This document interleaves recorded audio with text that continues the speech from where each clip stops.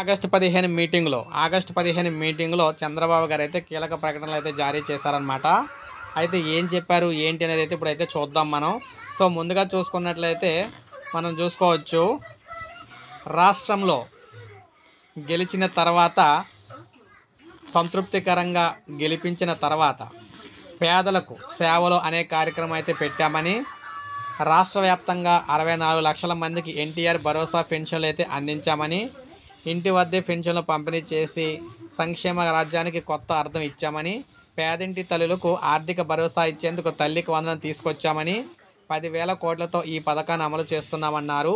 అన్నదాత సుఖీభవ పథకం కింద మొత్తం 7,000 రైతుల ఖాతాలో వేశామన్నారు. ద్వారా 47 లక్షల మందికి అయితే రైతులకు 3,000 చిల్లర కోట్లు అందించామన్నారు. దీపం పథకం కింద ఏడాదికి సిలిండర్లు ఉచితంగా అయితే 3 సిలిండర్లు ఉచితంగా అయితే ఇస్తున్నామన్నారు. ఇప్పటి వరకు 2 కోట్ల రాయితీ సిలిండర్లు అయితే ఇచ్చామని, ఆడబిడ్డలకు శ్రీశక్తి పేరుతో ఉచిత బస్సు ప్రయాణ పథకం అయితే ఈ రోజు అయితే ప్రారంభం అవుతుందని చెప్పేసి అన్నారు. ఇక మెగా డిఎస్సికి సంబంధించి కూడా ఈ నెలాఖరికి అయితే పూర్తి చేస్తామన్నారు.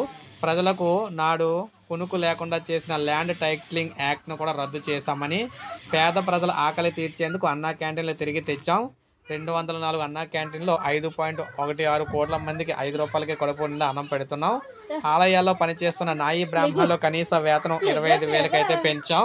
40,000 సెలూన్లకు 200 ఉచిత యూనిట్లు, కళ్ళు గీత కార్మికులకు 10% మద్యం దుకాణాలు, బార్లు కూడా కేటాయించాం. మత్స్యకారులకు వేట విరామ సమయంలో 20,000 ఆర్థిక సాయం అందిస్తున్నాం.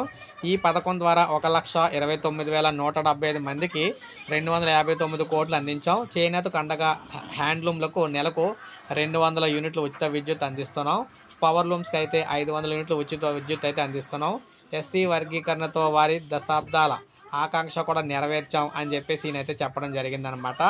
సో ఈ విధంగా చూసుకున్నట్లయితే మొత్తంగా దాంతోపాటు 100 గజాల లోపు స్థలాల్లో ఎలాంటి బిల్డింగ్ ప్లాన్ లేకుండానే ఇంటి నిర్మాణాలు అయితే చేసుకోవచ్చు అని చెప్పేసి అన్నారన్నమాట. దిగువ రాష్ట్రంగా అదే వరద నీటిని అయితే మనం ఉపయోగించుకోవడానికి, అంటే గోదావరి కృష్ణా జిల్లాలో కదా వాటిని ఉపయోగించుకోవడానికి అయితే అవకాశం ఉందని చెప్పారు.